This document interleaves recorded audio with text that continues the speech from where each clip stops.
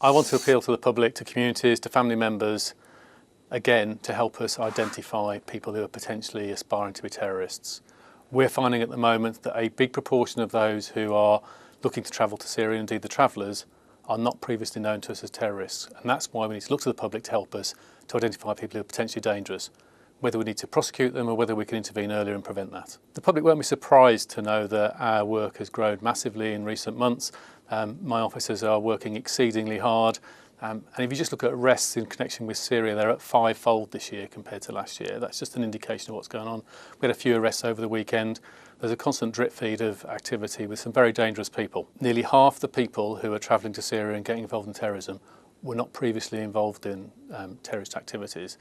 That's obviously a matter of grave concern. We try and intervene early, but we also need the public help to help spot these people so we can get hold of them before they cause any damage.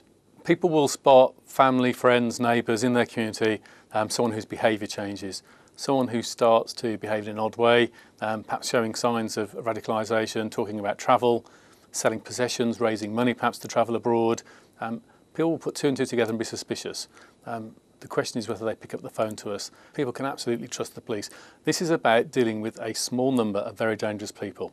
I think all communities are horrified as what they've seen on the news reports and on social media in terms of what's going on in Syria and Iraq, and I'm sure everyone wants to join together in confronting that.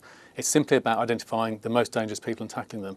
But what we also see sometimes is extremists trying to radicalise vulnerable people. And the earlier we spot that, the more we can protect the vulnerable as well from being drawn into terrorism. That's in everyone's interests.